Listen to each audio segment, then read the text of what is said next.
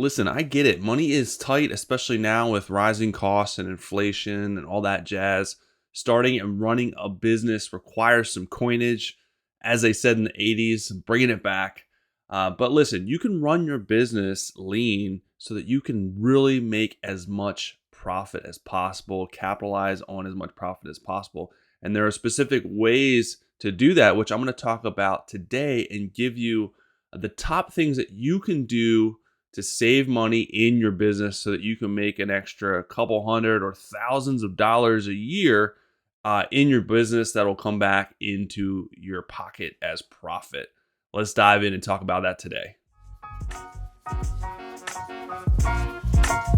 Hey everyone, what is going on? Welcome back to the Handmade and Beyond podcast. Glad to be back with you guys, hanging out, talking about all things Etsy, all things handmade and running and growing your business online. I'm your host, LL, and I'm here with another great episode for you guys. Today, I want to specifically talk about the things that you can do to run your business lean so you can maximize your profit and save an extra couple $100, a couple $1,000 a year if you do these things.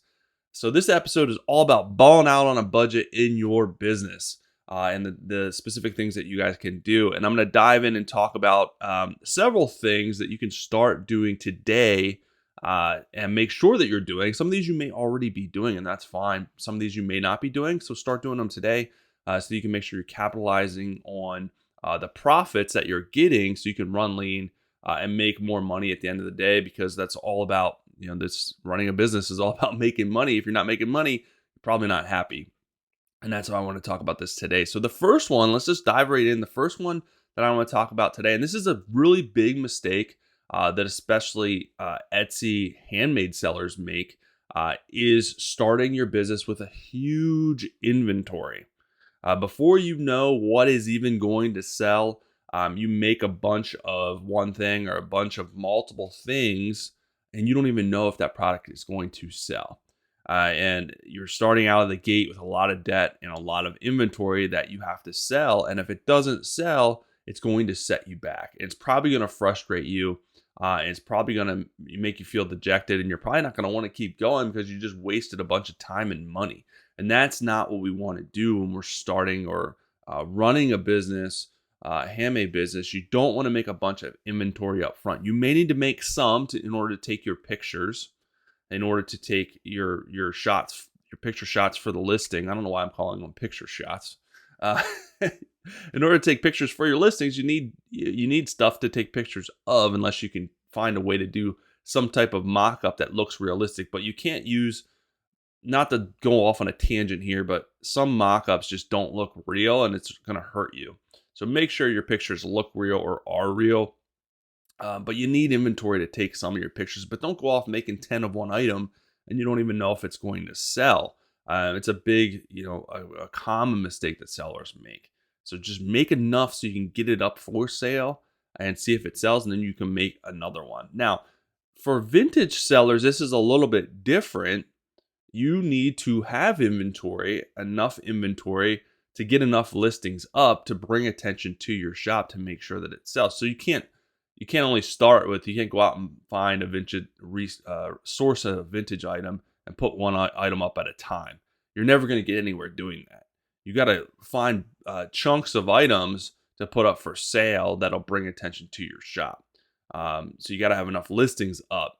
The same thing with non-vintage sellers, but you can, like I said, you can only have, one of several items to get enough listings up. For vintage sellers, you actually need the physical products.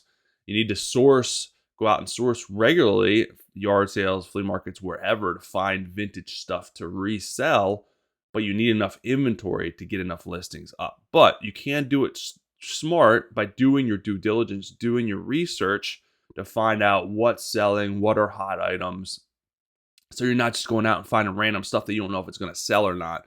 And actually, if you've sold, if you're a vintage seller, you probably have sold on eBay. If not, you may want to check out and sell on both places. But eBay is a great place to actually do your research for what is selling, because you can look up stuff on eBay and then go to the filters and find out what has actually sold within the last 90 days.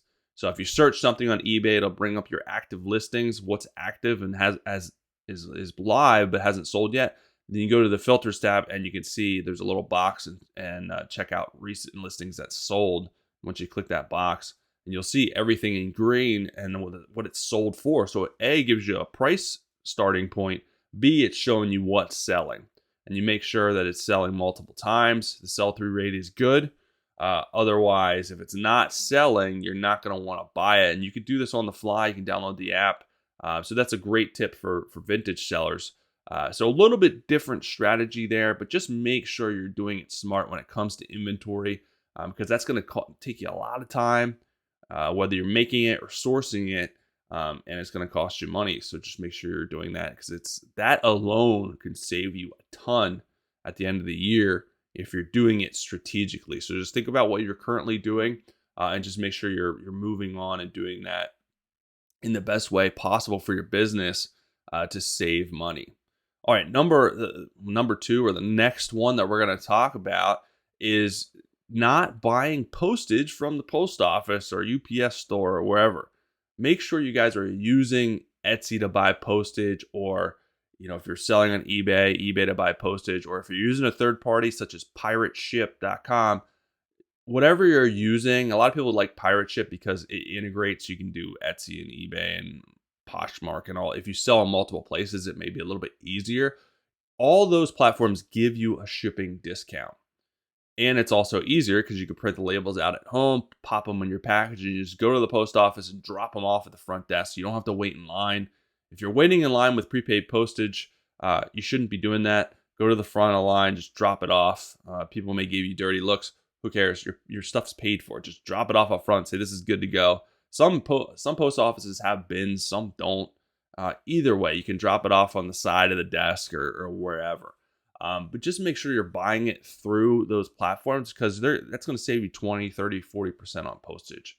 And that is a huge savings at the end of the year when it comes to postage. Not to mention, it's going to save you a lot of time. I can't imagine going into the post office and taking 20 packages and being like, hey, can you weigh all these out for me and print the labels and put them on them? It's going to take the dude an hour or a half hour to do it. Not to mention everyone behind you is going to get PO'd because you're taking up all the time.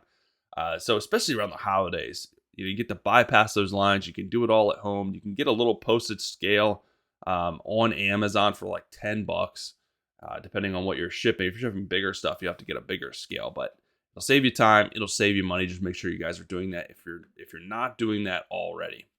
The next thing I want to talk about, a huge saving, is with packaging materials. So make sure you're buying your packaging materials in bulk, and that usually probably online. There's probably not going to be any local sellers that sell packaging materials in bulk for good pricing. So what am I talking about? I'm talking about boxes. I'm talking about mailing, little poly mailers, bubble wrap, whatever packaging. However you're packaging your stuff, just make sure you're buying that in bulk. It may be a little bit more expensive at first, but it's going to be less of a cost if you're buying them single-handedly. So Amazon has stuff really cheap. There's supplyhut.com has stuff. That's actually a US-based company that has stuff pretty cheap. But yeah, go online, do a search, see what's the best, most effective, cost-effective for you, depending on what type of stuff you're mailing, what type of packaging materials you want. But you can save literally a ton of money if you guys are buying them in bulk. Like I go on my poly mailers, I think I get from Amazon. I buy them in packs of 200. It saves me a bunch of money. If I was going to buy them in a 10 pack, it would be like 10 times the price. So I'll buy them in packs of 200. I know I'm going to use them. And if you're going to sell, if you're going to consistently sell, it's worth buying that stuff in bulk and just being done with it. The next thing, kind of along the same lines, is with printing when you got to print out your labels. I would highly, highly suggest you guys get a thermal printer. Thermal printer will save you a ton of money on, if you're using a regular printer, ink is super expensive, paper can be expensive. So a thermal printer, really, the labels for that are very inexpensive, and you're never going to have to buy ink. Thermal printers are more expensive, especially now. They have come up in price. You can get smaller ones that do the job. Mine's a Dymo 450. I got it on sale. I don't know how I did. I think that printer now is like $250. I got it on sale at Walmart for $90. This was a couple of years ago, which is crazy. It prints out small. The labels are super small, but the post office can still scan them. It's not a big deal. You can get ones that have bigger labels. It's totally up to you. Do your research. You maybe want to get one that's used for a lot cheaper, but the amount, I know it may be a big upfront cost, but down the road you're going to recoup that cost pretty fast with ink alone. Ink, you buy ink 3 times, and that's probably your cost of your Dymo printer. I know that ink for my Epson printer is, I think it's 50 to $70, depending on what I need as far as color and black. So, I mean, that stuff adds up super, super fast. So that alone will recoup your costs. So look into that, but I would highly recommend that you guys get some type of thermal printer, which will save you hundreds of monies a year. Hundreds of dollars a year, if I could use the right terminology. All right, so the next one I'm going to talk about is when you start your business, do everything yourself. All right, a lot of people will start to outsource stuff right away off the get-go. This may be someone to set up your Etsy shop. This may be someone to do your SEO or do your social media, do different parts of your business. And there's a lot of things that you can outsource, but I would highly recommend not outsourcing anything from the start. A, you're going to save money. B, it is going to take you more time, but C, what you're going to learn from doing everything yourself is really going to be invaluable to your business. Because if you start out of the gate outsourcing stuff, you're always going to be tied to another person because you're not going to know how to do it yourself. So you're always going to be tied to another person to have to do that for you. A. B, if you do have someone do that stuff, you're not going to know if they're doing it correctly or not. You're not going to know the best practices because you've never done it. So say you hire someone to do something for you out of the gate, like set up your listings or whatnot, and they do it. They do all right. Maybe some of them sell, some of them don't. But that person is no longer available for you to use. So you have to hire another person, and they set up your listings. You have no clue if they're doing it the way the other person did, if they're doing it a different way, if they're going to be successful or not. If you do your own stuff, you're going to learn the best practices. You're going to learn the ins and outs. You're going to know what the right expectations are. So if you do want to outsource that down the road, you can outsource that, and you can check up on it. You know what to look for, and you know what to expect from it. So I would highly recommend out of the gate, at least for a little bit, don't outsource anything so you know what's going on in your business and you can manage it better down the road. I think I see people make this mistake because the biggest reason is you just don't know. People just don't know how to do something, so they outsource it. Most everything you can learn.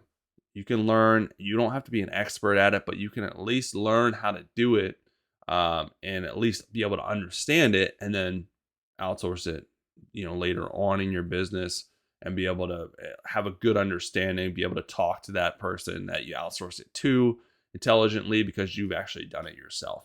So I would recommend doing that. It may take you more time, yes. It may be a little bit more frustrating, yes. But once you figure it out, once you roll that boulder up the hill, you're going to be a lot better off later on in your business. I promise you that.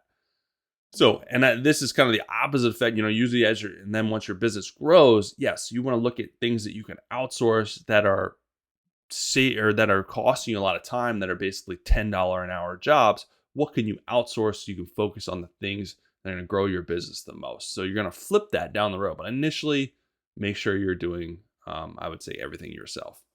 All right, the next one is don't run ads out of the gate. I see a lot of people run ads. They open their shop. The next thing they do is they run ads. I'm talking about Etsy ads, specifically the ads that you can control, turn off and on. Or maybe some people will run Facebook ads or Instagram ads. Don't run ads out of the gate because you have no clue what you're doing yet in your business. This is going to be a waste of money. Your shop and your listings are probably not set up correctly. So don't run ads out of the gate, advertising listings that probably aren't optimized, that probably aren't set up that well right now, because it's a learning curve. You have to learn. You have to get better over a time. You don't just jump on a bike and you're perfect and you're doing wheelies and jumping ramps.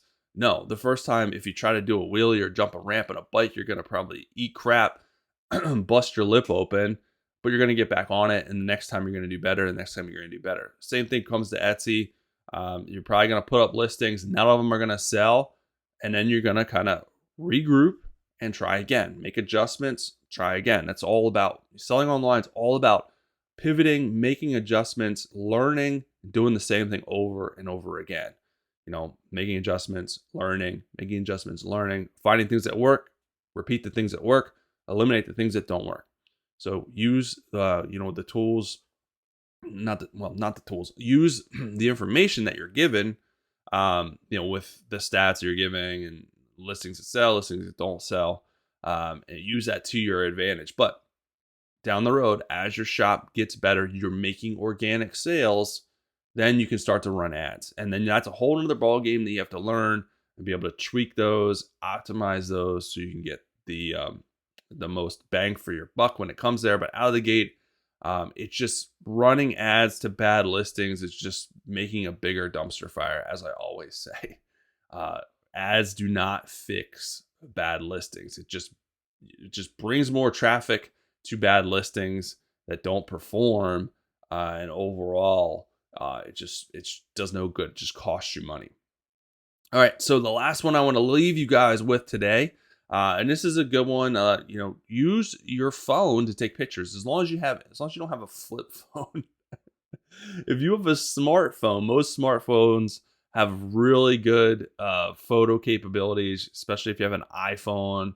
The Androids. They can take really good pictures. You don't need to go out and buy a fancy camera. Please don't do that. It's not necessary. You may want to buy a light kit, an umbrella light kit, a light box, a ring light. Those are good investments, and you can get those very inexpensively now, because the lighting is usually the problem. It's not the camera, because most phones take really good pictures, and a lot of phones now can fix lighting pretty good. But you still want to get some decent lighting. And you'll see what I mean when you start to take pictures and it's dark and there's lots of shadows. That's stuff that you don't want. But you got to play around with that. You'll get better over time. But you already have a phone. Don't go out and buy a fancy camera. Waste all that money. It's going to do pretty much the same thing as your phone. Because that's usually the mistake that people make is they'll go out, they'll take pictures with their phone. They don't look great because the lighting's bad, and they go buy a camera and you're just going to do the same thing. So start with lighting, use your phone, don't buy a camera. It'll save you money, which is the ultimate goal, right? We want to save money. We don't want to go out and buy stuff that we don't need for our business. We want to stay lean, especially early on, probably forever, as much as possible. You want to stay lean, you don't sort of waste money. But as you start making money, you can start investing in other things to grow your business. But that's a conversation for a later time. But those are the main ways that I would recommend for you guys to stay lean in your business so you can make the most profit. Some of that stuff, like I said, you're probably already doing. If you're not, you should start doing it.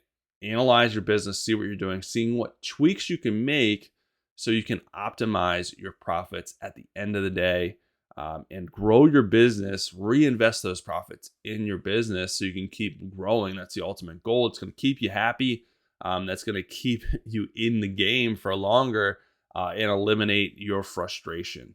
So hopefully that helps you guys out. Before I let you go, I want to make sure you guys have downloaded my guide to get your first 100 sales on Etsy. Maybe you got a couple of sales. Maybe you don't have any sales. Maybe you have 100 sales. But this guide will help you. It'll give you some best practices, some tips in order to get to your first 100 sales and beyond. In your Etsy business. It's a good guide just to read it and make sure you're doing these things in your business, because it's things that I've done. that has helped me grow, and I want to help you guys do the same thing. It's a free guide. Make sure you guys download it. You go to handmadeandbeyond.com/100 sales. Like I said, and get that and start using those things to grow your business. I want to always make sure I'm giving you stuff to help you grow. That's the ultimate goal. That's why I do these episodes. That's why I give you these free guides, because I want you guys to grow and succeed in your business. But that is it for today's episode. I hope to be back really soon with another great episode for you guys. Have an amazing rest